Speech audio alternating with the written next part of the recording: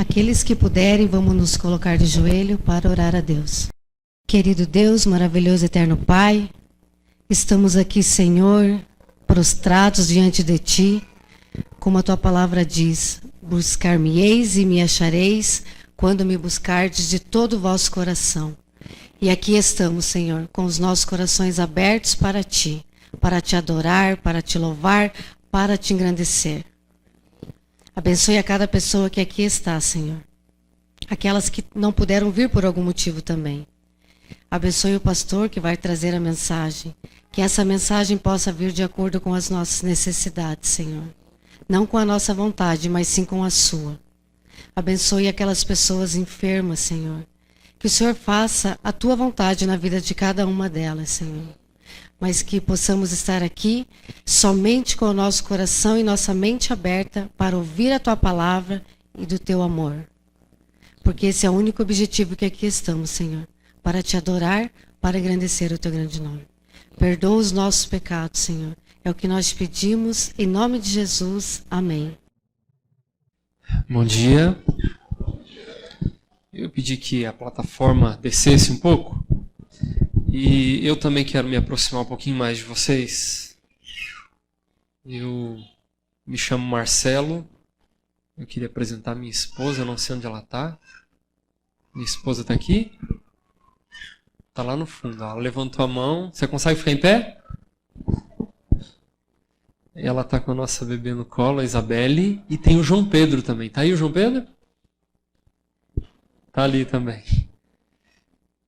Minha esposa é baiana, eu sou paranaense, meu filho é paulista e minha filha é curitibana. É assim. Eu sou natural do interior do Paraná, mas aos 13 anos vim viver aqui em Curitiba. Trabalhei em Curitiba como pastor, comecei em Santa Felicidade como pastor. Fui batizado na Igreja do Portão no ano 2000 e depois recebi o convite para trabalhar em outros lugares e passei por diversos lugares e agora retorno novamente e trabalho junto com o pastor Fernando Iglesias na União.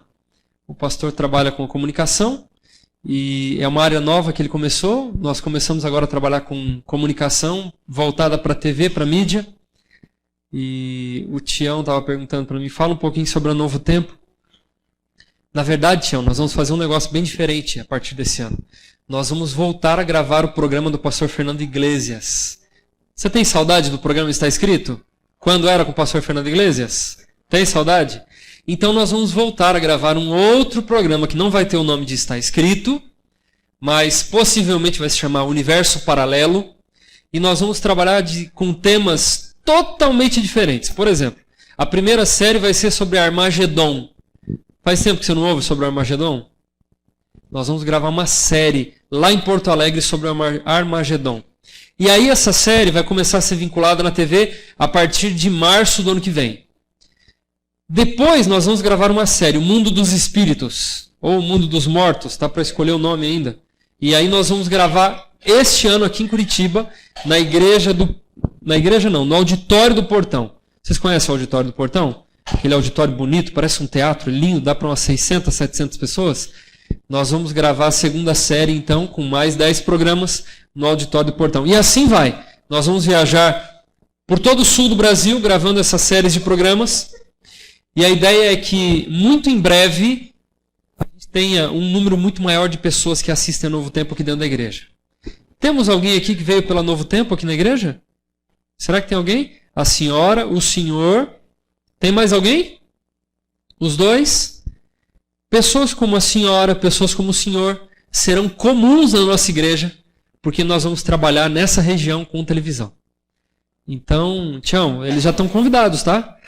Quando nós formos gravar lá, nós não vamos ter espaço para todas as pessoas.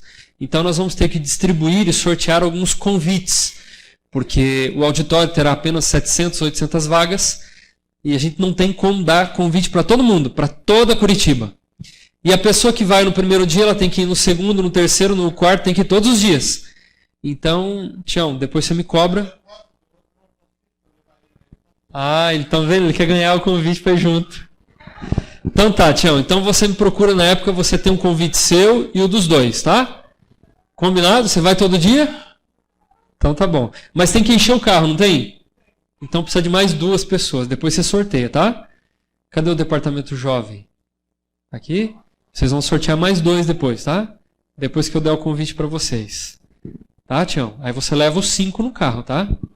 Tudo bem? Então tá bom. Eu queria continuar falando sobre TV. É tão bom, a gente está expandindo tanto no Brasil, está crescendo tanto aqui no Sul. Agora a gente entrou na parabólica e a gente está em todas as TVs por assinatura do Brasil já. Em canal aberto está crescendo. Mas eu quero falar um pouquinho sobre uma coisa que eu preciso ouvir e eu acho que você também precisa. Hoje eu quero falar sobre graça. A gente vai ouvir mais sobre televisão depois, a gente tem muito projeto para falar e daqui a uns dias você vai começar a ouvir mais do seu pastor aqui, vai começar a ouvir da associação sobre os novos projetos que a gente tem para atingir alguns jovens, para atingir algumas pessoas de classe média, classe alta também. Sabe, a gente procura muito pouco essas pessoas. A gente tem medo às vezes e tem aquela visão de que rico não precisa de céu, não precisa de... já são abençoados. E é uma mentira, né? Precisam tanto quanto nós precisamos. E daqui uns dias você vai começar a ouvir sobre os projetos novos que a gente tem. Mas o principal vai ser o evangelismo que nós faremos e gravaremos nessas grandes cidades como Curitiba para se alcançar essas pessoas que estão vindo através do Novo Tempo. A nossa igreja, na verdade, ela funciona como um grande funil. Você já usou funil em casa? Usou ou não usou? Para que serve o funil? Para pôr água. De vez em quando antigamente eu usava aqueles garrafões de 20 litros de água e a minha mulher falava assim: enche para mim de água a minha garrafinha para eu tomar à noite. É difícil pegar e abrir a torneirinha e ficar esperando ali. Você está com preguiça de sono, o que eu pegava? O garrafão e tentava virar de uma vez. Acerta, fácil. Precisa de um funil, né? A igreja é mais ou menos assim, você sabia? O funilzão lá em cima. Ó. A gente prega de tudo quanto é lado. Dá estudo bíblico, prega, sai com os jovens e faz de tudo. E alcança um monte de gente lá no funil. Só que vai afunilando, quantas ficam? Poucas. A gente quer destruir esse funil e fazer com que, como se fosse um cano aberto, as mesmas ou quase a mesma quantidade de pessoas que têm contato com a gente são as pessoas que vão ficar aqui dentro. E a gente tem que orar muito por isso. Porque esse ano nós vamos mudar muito a visão que nós temos de igreja, a visão que nós temos de evangelismo, trabalhando com a comunicação aqui no campo. Mas eu quero que você também, neste momento, ore comigo, fechando seus olhos. Obrigado, Senhor. Nós vamos abrir a Bíblia agora.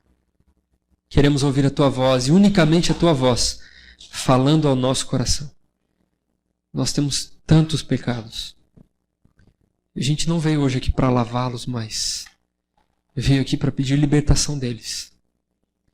Além de limpar esse pecado do nosso coração, nós queremos deixar de ter a vontade de fazê-lo. Para isso, hoje, mais uma vez, que o Teu Espírito Santo, que paira aqui sobre este local, reine também no nosso coração e na nossa vida. Em nome de Jesus, amém. Abra sua Bíblia em João, capítulo 8. Sabe que uma das maiores dificuldades para se pregar em igrejas assim, eu digo no meu caso e outros pastores, talvez que têm o mesmo hábito que a gente viaja muito, a gente nunca está numa igreja só, e a gente acaba pregando em diferentes lugares. Muitas vezes a gente usa o mesmo sermão, não é porque a gente não tem outros sermões, é porque a gente gosta tanto daquele sermão que a gente diz assim: esse sermão vai servir para alguém que está precisando. E uma das maiores dificuldades, pelo menos para mim, sabe qual é? Eu tenho uns 15, 20 sermões na cabeça, de cor, assim, sem precisar ter necessidade de fazer outro, porque fui pastor de igreja. A gente, como pastor de igreja, a gente tem que fazer bastante sermão. Mas uma das maiores dificuldades é quando eu vou pregar numa igreja que eu não conheço ninguém, não sei o que estão precisando, abrir a Bíblia e falar uma coisa que para eles vai ser útil. Porque quando você é pastor de igreja, quando você visita as pessoas, na casa das pessoas você resolve metade do problema. A outra metade do problema você resolve no púlpito pregando. Então é muito mais fácil, sendo pastor de igreja, para resolver os problemas. Então eu não sei os problemas que vocês têm. Não sei as dificuldades que você tem. Então eu vou fazer assim. Eu vou pregar para mim hoje, tá bom? E E eu quero que você se coloque no meu lugar também. João capítulo 8, Evangelho de João, capítulo 8.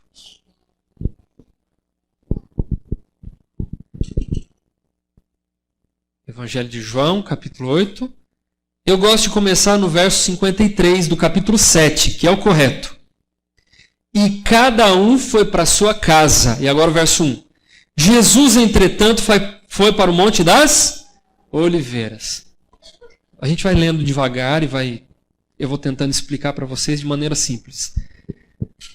Ele tinha acabado de passar por uma outra situação, estava cansado. Todas as pessoas haviam ido dormir. E Jesus foi para o Monte das Oliveiras para fazer o quê? Orar. Tá bom? Foi para orar. Continua lendo. De madrugada voltou novamente para o templo. E todo o povo ia ter com ele e assentado os ensinava. Além de não ter dormido, a Bíblia não diz se ele chegou a cochilar ou descansar um pouco, mas eu imagino que não. E eu entendo por que não. De madrugada ele foi para o templo para ensinar e as pessoas foram ali para aprender. Eu fiz aquelas 40 madrugadas com Deus e gosto muito, tenho saudade de fazer isso na igreja de novo. A gente ia de madrugada na igreja para fazer culto. Você já fez as 40 madrugadas? Já fizeram? É maravilhoso, não é? Só que a gente só faz no período das 40 madrugadas, né? Não vê a hora de acabar. Quando acaba as 40, começa a dormir de novo bastante. Era maravilhoso acordar de manhã e ir à igreja. Por que era maravilhoso?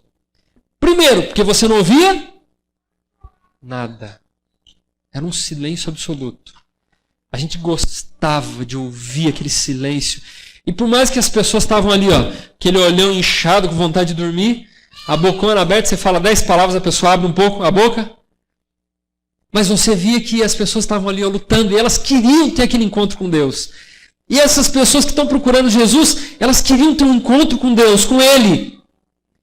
Mas antes disso, ele passou a madrugada acordado, orando. Orando por quê? Verso 3. Os escribas e fariseus, logo pela madrugada, trouxeram à sua presença uma mulher surpreendida em adultério e fazendo-a ficar de pé no meio de todos. Disseram a Jesus, Mestre, essa mulher foi apanhada em flagrante adultério e na lei que nos mandou Moisés, que tais mulheres sejam apedrejadas. Tu, pois, o que dizes? Situação complicada. Você sabe por que a situação está complicada aqui? Tem um monte de erro aqui. Que se não fosse Jesus, se talvez fosse você ou eu, nós seríamos facilmente enganados por esses errinhos sutis. Bobinhos. O primeiro deles. O que a lei manda de verdade? O que a lei mandava? Uma mulher que foi acometida de adultério, foi pega em adultério. O que deveria acontecer com ela? Tá certo ou não tá? Tá certo? A mulher deveria ser apedrejada. Mas é isso realmente que a lei manda? O que está faltando? Hã? É lógico. Quem deveria ser apedrejado junto? O homem. Os dois deveriam morrer, e não só ela. Primeiro ponto negativo ali, tentando pegar Jesus. Segundo ponto, o que tem interessante aqui que não tem na verdade? A lei também manda que venham pelo menos duas. Pelo menos duas. Duas testemunhas. Tem testemunhas ali? Tem. Escuta. Mas eu vou explicar o porquê que elas não quiseram aparecer. Jesus estava lá, orando de madrugada. Passou a madrugada toda orando. No momento que Jesus estava orando, estava acontecendo paralelo a isso, um outro problema. Essa mulher estava entrando em adultério. Possivelmente era casada. E estava se encontrando com outro homem casado. Porque se não fosse casada, se fosse namorada ou namorado, tal seria fornicação e não adultério. Engraçado que essa semana eu recebi uma mensagem. Depois eu comento com vocês. É cômica, é até uma piada. Mas não é o momento de falar agora. Mas é tão engraçado que fala sobre adultério que eu acho até que eu vou postar no meu Face. Vou tirar só a igreja que postou para não publicar a igreja, que é a Igreja Universal, né? Vocês estão sabendo, mas tudo bem. O camarada pega e diz assim, quero contar um milagre hoje. Eu vou contar para vocês. Não é prejudicando nenhum tipo de igreja, mas eu achei engraçado que ele diz assim: quero contar um milagre hoje. Nem eu nem minha namorada fizemos sexo, que fique bem claro. E, a não ser que seja inseminação artificial ou pelo ato, um casal, uma mulher não pode ter filhos. Mas a minha namorada está grávida, então eu quero louvar a Deus porque é um milagre. Por favor. Tem gente que acredita ainda. Publicaram isso, é verdade. Essa moça, ela não estava fazendo... Tem gente que fala assim, uma vez eu encontrei numa igreja, um rapaz que ele foi pego num motel com a namorada. É lógico, também tem irmão que fica lá perseguindo, né? Fica que nem investigador da polícia, fica indo atrás dos jovens para ver onde vão. E de certo foram atrás desse jovem para descobrir onde ele foi. E ele jurou de pé junto, não foi fazer nada lá, foram orar, ter estudo bíblico. Tem coisa que não cola, irmão. Não dá certo. Essa mulher não tinha muita desculpa, mas não colava se ela fosse dizer qualquer coisa. Não tô fazendo, não é isso. A situação para ela estava feia. Deixa eu dar uma outra explicação aqui. Não era Maria Madalena, aquela Maria Madalena, e não era Maria também a irmã de... Não era. Tem gente que prega que era. Não era. E eu posso lhe afirmar que não era, porque Ellen White não fala que é. E o Centro White, com um documento, descreve que não é. Não tem relação nenhuma. Era uma outra mulher que não se sabe qual delas era. Esse não é a importância. Não tem importância no conhecimento de quem ela era. Ela não estava ali tendo estudo bíblico, ela estava em pecado. Jesus estava orando pela madrugada porque sabia que iria se encontrar com ela. Ele era o quê? Deus. Homem, Deus. Sabia que haveria de enfrentar um problema muito sério. Um problema de vida ou morte. Porque o caso em que ela foi pega determinava que ela fosse morta. Jesus agora é surpreendido então com uma corja de homens que queriam, na verdade, além de matá-la, queriam também matá-lo. E eles colocam ele à prova dizendo, o que a gente faz agora? Se ele falasse, mata, ele estava indo de acordo com a lei de Moisés, só que estava indo de acordo contrário à lei do amor que ele tanto pregava. Porque ele dizia assim, a gente tem que perdoar, e a gente tem que aceitar as pessoas. E agora se ele mandasse matar, eles iriam assim, ah lá, o Deus que vocês dizem que é o Deus de vocês que vive perdoando, mandou matar. Se ele dissesse, perdoa, ele seria julgado também por não cumprir a lei e também seria colocado no lugar dela. Uma situação difícil, não é? Tinha muita escapatória, muita saída. Essa mulher, quando tomou a decisão de se encontrar com esse homem à noite, ela sabia que havia colocado a sua vida em risco. Ela conhecia. Queridos, quando a gente entra em risco, dificilmente a gente entra em risco sem saber. Posso estar mentindo para você ou não? Quando a gente faz alguma coisa arriscada, a gente sabe ou não sabe? Sabe dos riscos que vem? E por que a gente faz quando sabe dos perigos? Por que a gente ainda se atreve a fazer alguma coisa sabendo que pode correr risco? Por exemplo, rapaz vai pular de paraquedas, a moça também. Eu admiro as pessoas que fazem isso, mas pode correr o risco de não abrir o paraquedas? Mas tem gente que gosta da adrenalina, da vontade. Eu tenho um monte de amigo que faz isso. Adventistas, cristãos e outros adoram fazer isso. E gostam de pular de paraquedas e fazer isso, fazer aquilo. Eu não vejo nada de mal nisso, mas não é para mim. Eu tenho medo de ir na montanha-russa. Uma vez eu fui na montanha-russa com a minha esposa. Era de criança a montanha-russa. Ela entrou e eu não quis entrar. Ela disse, mas é de criança, só dá uma voltinha de lado. Eu falei, não vou. Morro de medo.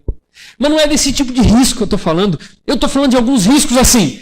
A menina uma vez chegou para mim e disse assim, pastor, eu estou apaixonada por um menino. Então me dá detalhes dele, como ele é.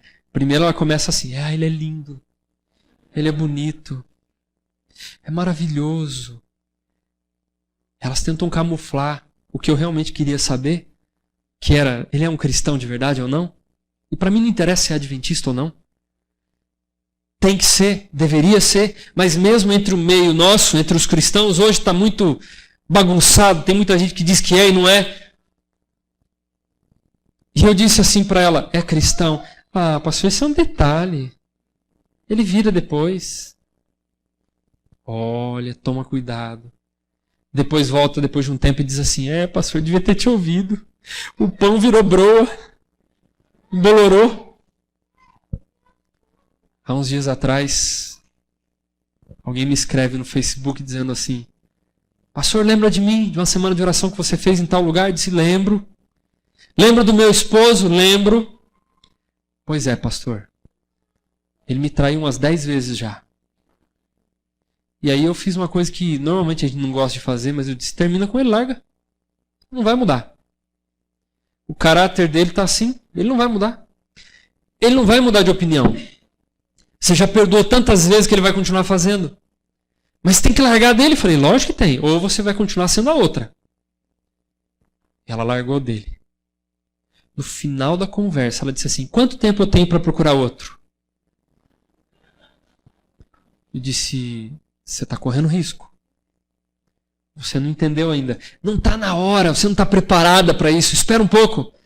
Uns dias depois, agora esses dias atrás, ela me escreve de novo. Pastor, estou com problemas. Procurei outro. Estou cometendo algumas coisas bem sérias. Nem vou na igreja mais.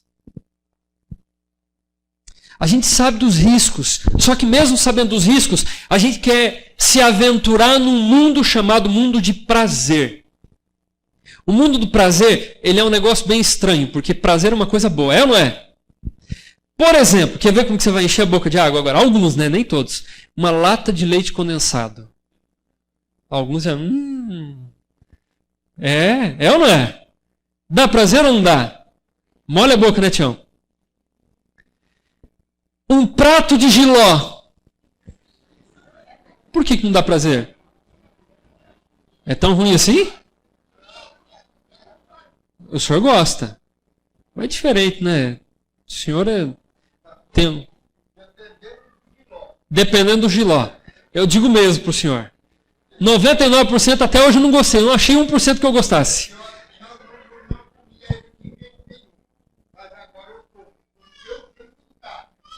Então tá bom. Então o senhor não me convida para comer lá, hein? Não, é brincadeira. Não é amargoso. Então eu vou dar outro exemplo aqui, ó. Quer ver? Quer ver uma coisa que quando você fala, te vem à mente, te dá prazer? Carne assada. Ainda mais perto do almoço, né? Se o pastor demorar demais no sermão. Agora, vamos lá. Uma outra coisa que te dá prazer. Preste atenção. Arroz integral. Não dá, não. Você é mentiroso se fizer assim. Quer ver uma outra coisa que dá prazer? Coca-Cola gelada. Aquele barulhinho. Tss. Agora eu vou fazer uma outra pergunta. Preste atenção. Tudo que dá prazer faz bem? E por que a gente gosta? Por que as coisas que nos fazem bem não dão prazer? Com certeza, ela sabendo do risco, ela trocou o risco pelo prazer. Ela sabia que poderia ser encontrada e ser morta. Ela nem se preocupou com isso. Ela disse assim, eu quero prazer. Eu busco prazer. A gente tem que tomar muito cuidado com essa palavra prazer. O prazer está tão difundido na nossa sociedade que a gente quer fazer coisa que dá prazer e nem sempre a gente tem que fazer coisa que dá prazer. Quer um outro exemplo agora? Ler a Bíblia dá prazer? Deveria. Mas nem sempre dá prazer. Dá sono. Estudar a lição dá prazer? Deveria. Deveria. Para quem já está acostumado. Mas para quem não está acostumado, dá sono. E a igreja, dá prazer? Dá pra gente. Mas para quem está lá fora diz o mesmo? Para mim dá. O meu mundo é uma redoma de vidro e eu estou cercada nesse mundo e eu acho que as coisas acontecem do jeito que eu penso. Mas quando eu vou lá fora, eu descubro que as pessoas não pensam igual a mim. E as pessoas lá fora pensam que, na verdade, nós somos um bando de louco. Por quê? Porque eles não estão acostumados com isso. Só que a gente está. Para nós é muito fácil vir à igreja. Para nós é fácil lermos a Bíblia. Para nós é fácil lermos a lição. Para nós é fácil orarmos. Mas para as pessoas não é fácil. Não dá prazer. Não há prazer em ficar algumas horas sentadas, para muitas delas, em um banco, ouvindo falar de Deus. Para a maior parte das pessoas, isso é angustiante, isso é chato. Nós fazemos coisas que nos dão prazer, e aqui está o problema de tudo. A gente tem que fazer coisas que nem sempre nos dão prazer, mas que nos conduzem para um caminho correto. E a gente tem que ter esse discernimento, entender o que é bom para nós, não o que nos dá prazer. Agora, quer ver um exemplo de uma coisa que nos dá muito prazer? Ouvir músicas agitadas, badaladas, estilos musicais diferenciados. Tem muita gente que tem prazer com isso. Essa mulher, e eu quero continuar o relato para terminar. Essa mulher sabia do risco que ela vivia, mas ela não se preocupou com o risco. Ela se preocupou com o prazer que ela teria. A Bíblia relata que ela foi colocada então numa roda. E o verso 5 diz assim: Na lei nos mandou Moisés que tais mulheres sejam apedrejadas. Tu, porém, o que dizes? Isso diziam eles, testando para terem o que acusar. Mas Jesus, inclinando-se, escrevia na terra com o dedo. Como insistiram na pergunta, Jesus se levantou e lhes disse: Aquele que dentre vós estiver sem pecado, seja o primeiro que lhe atire a... Sabe por que ele disse isso? É lógico que havia gente com pecado ali, é lógico. Mas a lei mandava uma outra coisa também. Primeiro, vamos voltar a falar, tinha que ter pelo menos 2 testemunhas. Tinham testemunhas ali? Com certeza uma testemunha pelo menos tinha. Por que tinha uma testemunha? Porque as pessoas que encontraram ela levaram ela ali. Ela não ia se entregar diante dos judeus dizendo assim, eu vim aqui, eu quero ser apedrejada hoje porque eu cometi adultério. Ela não seria louca para fazer isso? Alguém viu e alguém a levou lá. Entretanto, tem um detalhe aqui. Para alguém incriminá-la, esse alguém deveria jogar a primeira pedra. Não podia ser alguém que não viu para jogar a primeira pedra. A primeira pedra, ela era lançada pela pessoa principal que a pegou em adultério. Essa pessoa deveria jogar a primeira pedra. Sempre essa pessoa deveria jogar a primeira para matá-la. Nesse momento, quando ele diz, se alguém que não tem pecado que atire, ele está dizendo assim, você testemunha, que diz que viu ela em adultério, você atira a primeira pedra, desde que você não tenha tido pecado. Aí a situação complicou. Porque se ele jogasse, ele estava afirmando que ele não tinha. E se ele fizesse isso, ele poderia ser colocado no lugar dela e poderia ser apedrejado no lugar dela. Porque ele ia estar mentindo. Ele seria um falso testemunho. Que situação. E ele queria morrer? Ele não queria morrer. É por isso que ele recua. E um após o outro vão se retirando diante daquela mulher. Porque eles não conseguiam encontrar alguém corajoso o suficiente para acusá-la, para incriminá-la. Aqui tem um detalhe importante, e eu gosto muito disso. O papel da graça de Cristo para com o pecador. A gente tem uma visão de que quem vai para o céu são aquelas pessoas que têm uma vida inteira de comunhão com Deus. É ou não é? Essa é a visão nossa. A gente tem uma visão distorcida de que quem vai ser salvo são aquelas pessoas que têm uma aparência de salvos. Por exemplo, eu acho engraçado quando eu chego nas igrejas, e aqui não foi diferente. Eu sempre vou numa classe ou de jovens ou de algum adulto, E as pessoas dizem, você tem cara de pastor. Por que eu tenho cara de pastor? Por que eu tenho cara de pastor? Vocês não me conhecem? Quem disse que eu sou? Não poderia ser um irmão bem vestido? Poderia ou não poderia?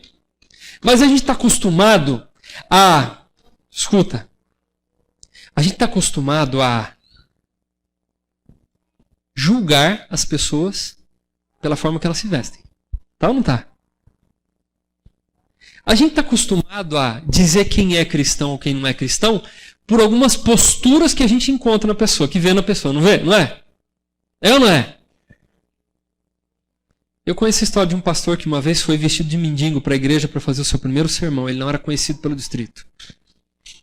E quando pediram que o pastor subisse para pregar, ele saiu do meio da igreja, vestido de mendigo, e fez seu primeiro sermão. As pessoas nos julgam por aquilo que nós aparentamos ser, aquilo que nós podemos ser e aquilo que nós parecemos ser. A gente acredita que as pessoas que vão para o céu, elas têm que ter uma vida de comunhão íntegra com Deus. Paulo, quando ele diz assim, combati o bom, guardei a...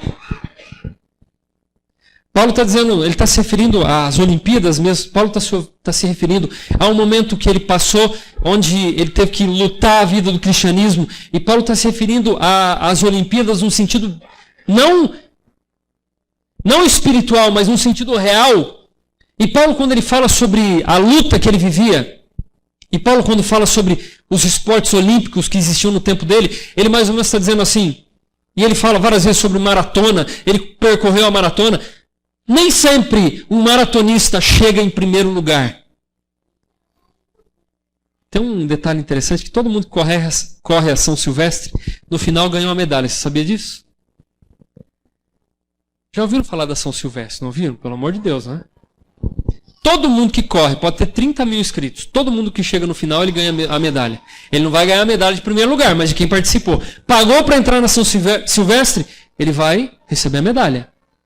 Mas aí tem um detalhe interessante. Você vai lá, termina em último lugar, demora 5 horas para fazer a prova, chega andando no final. E aí você pega e sai esbanjando para os outros aqui, ó, ganha a medalha da São Silvestre. Tem a mesma conotação, o mesmo resultado de quem ganhou em primeiro lugar? Mas você não ganhou a medalha? É mais ou menos assim que Paulo quer dizer. Não importa onde você estava quando Jesus te alcançou. No final das contas, você também pode ganhar a medalha. A graça, ela é inclusiva. Ela inclui as pessoas. A graça de Deus, ela alcança as pessoas. Não importa onde você está e o que você fez. Ah, mas eu caminhei com Jesus a vida inteira. Eu fiz isso, eu fiz aquilo. Eu cometi um delito, eu cometi um pecado. A tendência natural é, eu não posso mais. Ou, tem que voltar lá do início. E eu perco todos os meus privilégios. Lá do início eu volto à minha caminhada cristã. E eu perco todos os meus privilégios, porque eu, afinal de contas, eu sabia de tudo, eu fui um cristão exemplar, de repente eu cometi alguns pecados, e a gente tem uma tendência natural de olhar para as pessoas que pecam, e pecados assim, piores talvez que essa. E a gente diz assim, esse não tem chance de ser salvo. O pecado foi horrendo. Eu fui pastor numa igreja que uma mãe desesperada me contava a história do que havia acontecido com a filha dela. Desbravadora, 14 anos de idade. Namorava escondido da mãe e do pai. E o pai e a mãe não queriam, não deixavam, e ela namorava escondido. Um dia, o tio do namorado chegou na frente da casa dela e disse assim, monta na minha moto aqui que eu preciso te levar para ver ele mais uma vez, o meu sobrinho. Ela disse, não, mas eu não posso. Ele, monta mais uma vez, é a última vez. E ela foi. Ele levou ela para o mato. E outras coisas mais. A mãe, desesperada, dizia assim, pastor, eu não consigo perdoar ele. Eu disse, sabe qual é o detalhe engraçado? Eu acho engraçado essa história. Sabe qual é o detalhe mais engraçado? Esse camarada vai para a cadeia, vai chegar na cadeia porque já foi julgado, já foi condenado, vai chegar na cadeia, pode acontecer dele ter um encontro com Jesus. E sabe qual é o detalhe mais interessante? Você pode se deparar com ele no céu. Já parou para pensar nisso? Que algumas dessas pessoas, das piores que a gente já ouviu falar na nossa sociedade, elas podem ainda se encontrar com você no céu? Se você for, né? Elas podem olhar para você lá nos corredores do céu, das ruas de ouro, e dizer assim, você deve ter sido um daqueles que quando olhou a televisão me incriminou. Foi ou não foi? Você deve ter sido um daqueles que achou que eu não tinha salvação, né? Você talvez foi um daqueles que achou que eu não tinha chance de Jesus mais. A gente trabalha com o tempo, e o tempo nosso é diferente do tempo de Deus, com o tempo imediatista. A gente precisa hoje, precisa ver agora e tal. Quando a gente vai dar um estudo bíblico, a gente fica frustrado quando a pessoa não aceita o evangelho no final do estudo. Fica ou não fica? Fica revoltado. Você acabou o estudo, acabou tudo, chegou na lição do batismo, você fez o apelo, a pessoa diz assim, ainda não quero. Você bate a mão assim e fala, onde eu errei? O que eu fiz errado? Por que ele não aceitou? Por que ele não quer? Visão imediatista. A gente quer tudo na hora. Com Deus não é assim. Deus olha para mim, olha para você. E mesmo que você esteja em pecado, Ele olha para você com esperança, achando que você pode virar alguém melhor. Quando Ele olha para você, Ele sonha com você no céu. Você já sonhou em ir para o céu? Jesus sonha em você ir para o céu. E Ele olha para você e Ele fica imaginando você conversando com Ele no céu depois. Tudo aquilo que a gente faz na terra, aquela oração que a gente faz, que muitas vezes não passa de 1 minuto mais, mesmo aquela oração, a gente faz e a gente clama tanto e pede tanto para ir, a gente não tem ideia do que é o céu. Mas Jesus, mesmo sem você ter ideia do que é o céu e sem viver de acordo com o que deveria viver para ir para o céu, Ele ainda assim, Ele sonha com você. Ele fica imaginando o momento que você vai se encontrar com Ele. O momento que você pode ter aquela conversa íntima com Ele. Eu não entendia muito essa questão de salvação e graça. Na minha visão de graça, na minha visão de salvação, e essa história de João capítulo 8, ela me chama a atenção porque a gente lê o relato bíblico e a gente não se coloca no relato bíblico.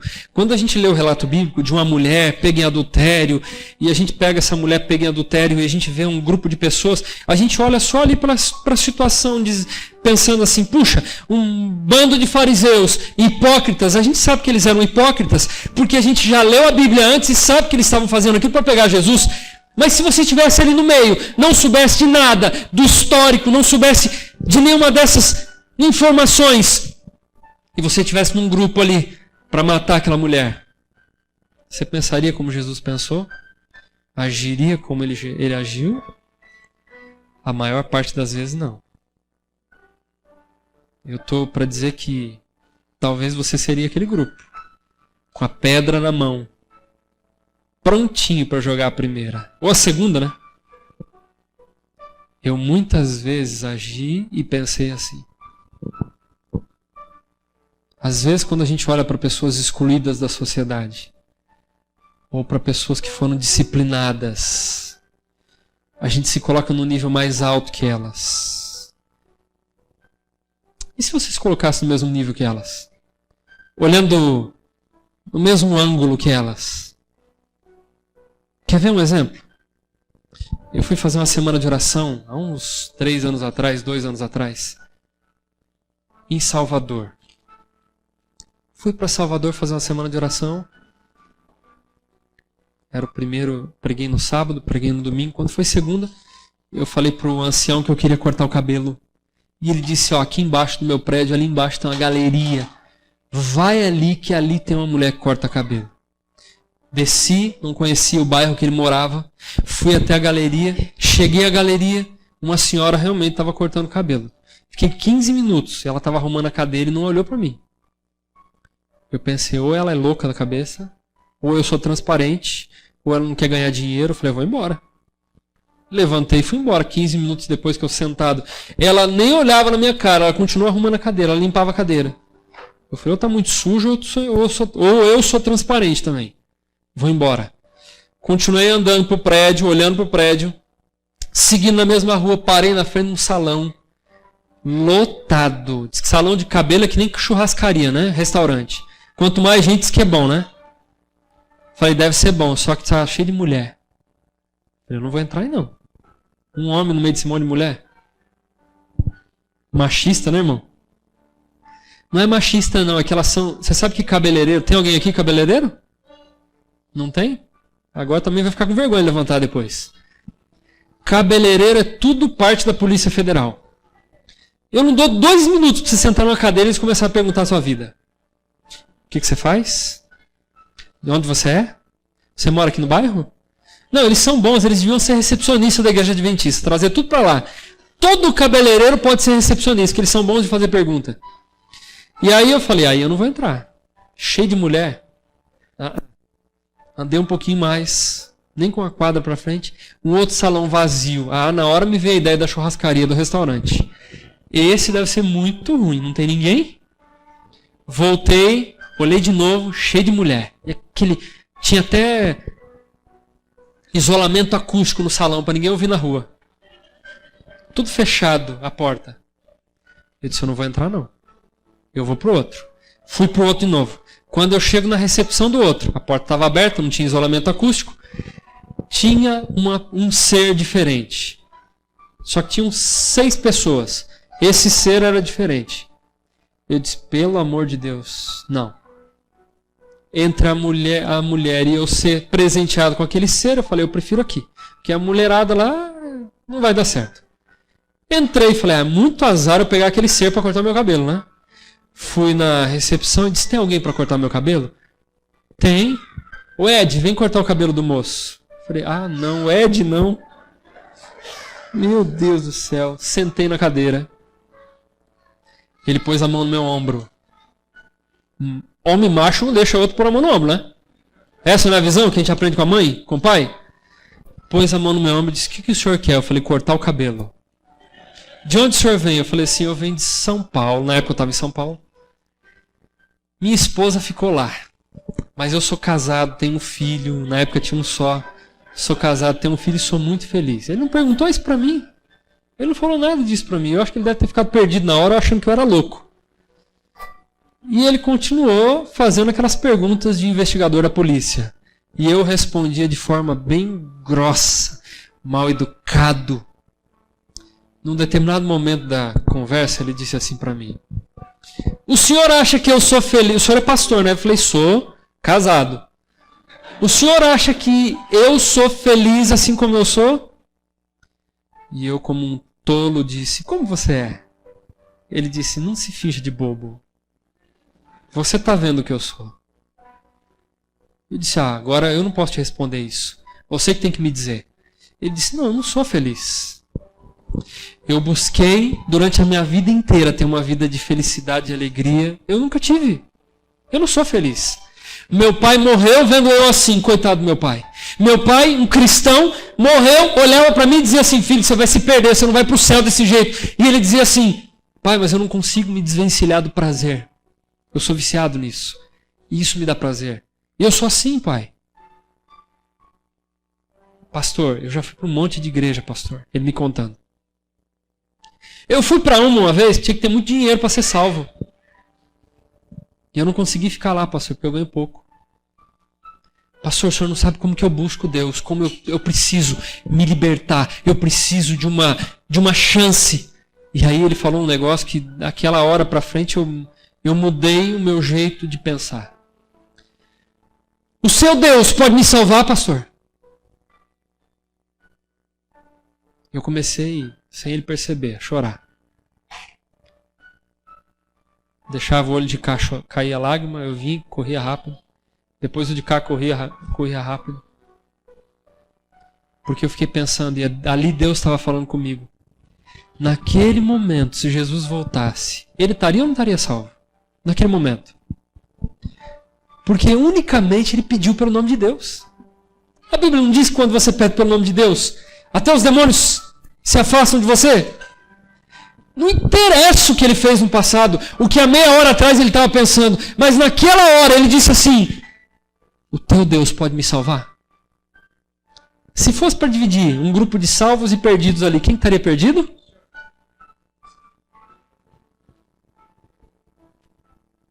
Você está entendendo como a questão da salvação ela é muito complexa? E a gente não consegue entender de verdade. Por isso, quando a gente fala de salvação, a gente tem que falar para quem? A gente tem que aplicar na nossa vida. É para mim. Sou eu. Não aponta o dedo para os outros. É para você. Deus está preocupado com você. Deus quer ver você salvo. Para de ficar olhando para o problema do outro. O pecado do outro. Ele também tem chance de ser salvo. Às vezes mais do que você. A gente tem que parar de ser tão intransigente com Deus. Tão falso com Deus. A gente tem que ter um relacionamento melhor com Deus. Maior. Não pode ficar brincando de ser cristão de mentirinha, de verdade. Tem que ser cristão de verdade. É por isso que quando eu peco, eu tenho que ajoelhar naquele momento que eu peco. E tenho que clamar o nome de Deus naquela hora. Naquele momento. Ele quer salvar eu. Ele quer salvar você. E é por isso que a gente tem que buscar a graça todo dia. Porque o dia de ontem não vale para o dia de hoje. O dia de hoje não vale para o dia de amanhã. Ela vai se reciclando todos os dias. E é todo dia que eu tenho que buscar a Deus de novo. A lição daquele rapaz, do Ed, foi o que mudou a minha visão de vida e de salvação. Não sei se o Ed foi para a igreja. Eu dei isso tudo para ele, o que eu tinha na mão. Pedi para que um ancião fosse visitá-lo. Não sei. O importante é que eu hoje tenho a chance de entender melhor o que é salvação. Você entende melhor o que é salvação? Que Deus está vindo do céu e muito em breve Ele vai vir para buscar você? Se você se sentir e se você procurar a mudar de vida e você for uma pessoa que se sente salva, você então vai salvar outras pessoas, porque do contrário, você vai só correr atrás de pessoas, só correr e não está nem aí preocupado com nada, você só quer fazer o trabalho de casa, a lição de casa. Deus quer salvar você. Deus de Israel vai salvar você. E Ele quer levantar um grupo. A gente vive falando sobre reavivamento e reforma. 5 anos falando sobre isso, pelo menos. Da última conferência geral até agora. A gente fala de reavivamento e reforma e a primeira coisa que a gente pensa é comida. É ou não é? Carne, refrigerante. Sabe quando você vai largar essas coisas? Quando você primeiro buscar Deus de verdade. Só que você não tem que largar essas coisas para se aproximar de Deus. As pessoas acham que é assim, ó. Ah, eu larguei a carne, eu vou ficar mais santo. Mentira isso. Ah, eu larguei a coca, eu vou... Gente, isso é uma ilusão. Reavivamento e reforma é busca Deus. De verdade. Tem um encontro com Deus. Tem uma vida diferente, uma vida de oração. O que Deus precisar mudar na sua vida, é natural, Ele vai mudar. Se Ele falar para você que você precisa mudar um hábito, você vai mudar. Porque é Deus falando. Mas como que eu vou saber? Você vai estar tão íntimo com Ele que você vai aprender a ouvir. Não é o que o pastor diz, um sermão que é bom, que vai comover você. É quando você lê a Bíblia, você vai chorar. Porque é Deus falando para você. No teu coração. Eu quero fazer um apelo diferenciado hoje. Um apelo introspectivo, um apelo não emocional, mas intelectual. Um apelo para que você tome uma decisão de ter um padrão, um estilo de vida diferente. Eu quero ter um relacionamento maior com Deus, porque Jesus está voltando e eu preciso me relacionar diferente com Ele, porque eu tenho que mudar algumas formas. Eu sei que eu tenho um monte de coisa errada ainda na cabeça. Alguns vão dizer assim, pastor, eu pensava como o Senhor. Eu ainda tenho essa visão. Eu ainda acho que salvação é isso. Eu quero fazer um apelo para que você tenha uma intimidade maior com Deus. Uma vida de oração maior com Deus. Gaste tempo com Deus. Gaste tempo com a sua família. Abandone algumas coisas, mesmo que você tenha que perder dinheiro, para passar mais tempo com os seus queridos e principalmente com o seu Deus. Chega de correr tanto atrás de dinheiro. Busca tempo com Deus. Eu quero convidar você para cantar comigo agora. A música é Deus de Israel. Ouve essa música. Ela é um pedido. Você está pedindo para Deus socorro. Hoje é o dia de pedir socorro. Pede para Ele socorro. Canta. Deus de Israel. Pede socorro para Ele. Cristo Jesus, habita em mim. Espírito luz,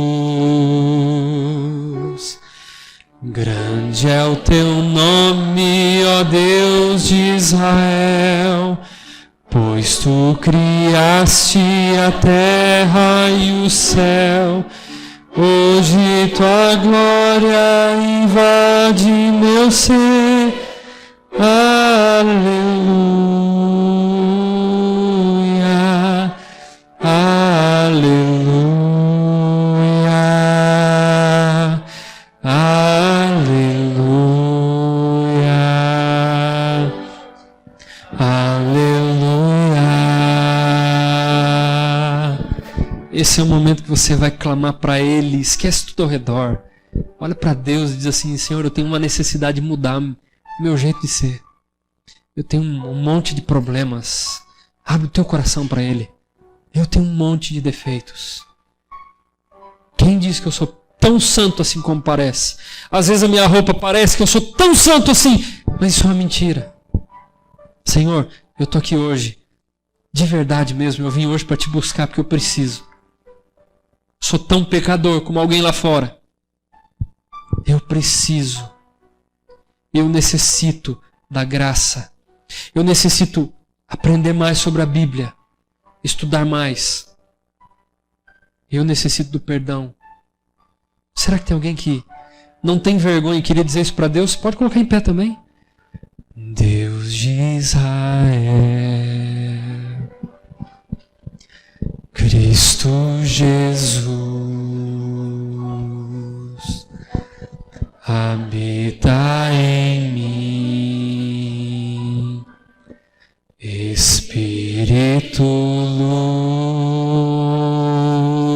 luz, grande é o teu nome, ó Deus de Israel, pois tu criaste a terra e o céu. Hoje tua glória invade meu ser.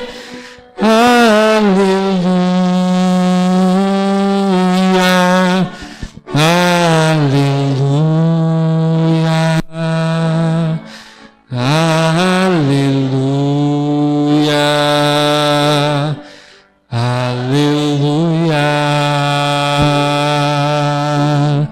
Grande é o teu nome, ó Deus de Israel, pois tu criaste a terra e o céu. Hoje tua glória invade meu ser. Aleluia, aleluia, aleluia, aleluia. Canta forte. Grande é o teu nome, ó Deus de Israel, pois tu criaste a terra e o céu. Hoje tua glória invade meu ser. Aleluia, aleluia, aleluia, aleluia. Deus de Israel. Fecha os olhos. Cristo Jesus, habita em mim, Espírito luz. Deus de Israel, assim como nós cantamos e clamamos, nós cremos que o Senhor é poderoso para hoje, mais uma vez, purificar o nosso coração. Hoje nós te buscamos, mas nós não queremos sair daqui e amanhã voltarmos a cometer os mesmos atos de pecado. Nós queremos libertação. E é por isso que clamamos hoje por libertação. Nós cremos que aquilo que nós fizemos até hoje, nesse momento, o Senhor é tão poderoso que pode perdoar tudo. E pode nos fazer pessoas melhores, cristãos de verdade. E nós podemos, e hoje nós todos aqui temos a oportunidade de buscarmos o Senhor de verdade. E nós queremos firmar esse pacto com o Senhor para ter uma vida diferente. Uma vida que fala realmente quem nós somos. Uma vida que mostra que de verdade mesmo nós somos salvos. Sem brincar de cristianismo. Senhor, por favor, hoje, que a Tua graça que nos acompanha também seja evidenciada através das nossas atitudes para com os outros. Que a gente aprenda a julgar menos e olhar mais para o nosso interior, para aquilo que nós de verdade precisamos. E para termos mais compaixão com as pessoas. Todos nós podemos ser salvos. Inclusive aquelas pessoas que nós não pensamos que poderiam. Então hoje nos salva. Com o nosso pedido angustiado. Perdoa o nosso pecado. E nos dá uma chance de recomeçar. Ao lado de Jesus. Amém.